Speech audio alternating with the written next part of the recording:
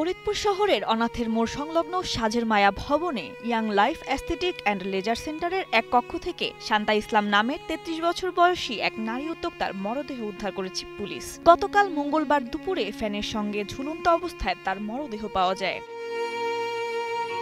নিহত শান্তা ফরিদপুর সদর উপজেলার নর্থ চ্যানেল ইউনিয়নের ডাঙ্গি গ্রামের মৃত কানু মোল্লার মেয়ে। পারিবারিক সূত্রে জানা যায়, শহরের টেপাখোলা এলাকার রুমনের সঙ্গে শান্তার বিয়ে হয়েছিল। তবে ২০২০ সালে তাদের বিচ্ছেদ হয়। সারা ইসলাম নামের ১৩ বছরের এক কন্যা সন্তানও রয়েছে তাদের।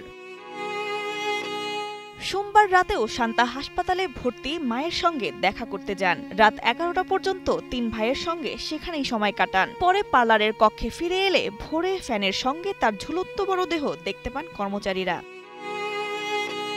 স্থানীয়রা জানান, শান্তার আর্থিক কোনো সমস্যা ছিল না। তিনি নিজেই এই পার্লারের প্রতিষ্ঠাতা। তবে বিবাহ বিচ্ছেদের পর থেকেই তিনি নানা ধরনের মানসিক জটিলতায় ভুগছিলেন। বসুন্ধরা ডায়াপেন্ট এখন আরো উন্নত। এই হট এয়ার থ্রো টপশিট দ্রুত শোষণ করে সোনামণিকে দেয় কোমল অনুভূতি। গত মাসে হট করে সামাজিক যোগাযোগ মাধ্যমে একটা ভিডিও ভাইরাল হয়।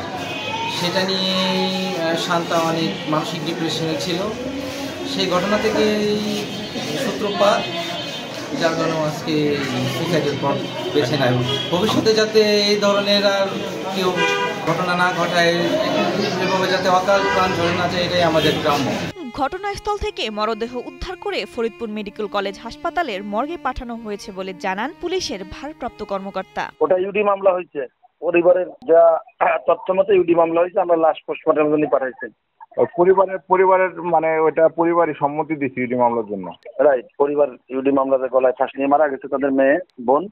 এই ভিত্তিতে আমরা ইউডি মামলা নিয়েছি এবং লাশ পোস্টমর্টমের জন্য পাঠাইছি। প্রাথমিকভাবে আত্মহত্যা বলে ধারণা করা হলেও পরিবারের দাবি, ময়নাতদন্তের মাধ্যমে সঠিক তথ্য উঠে আসবে। শিশির খানের পাঠানো তথ্য ও চিত্রে ডেস্ক রিপোর্ট, কালের কণ্ঠ।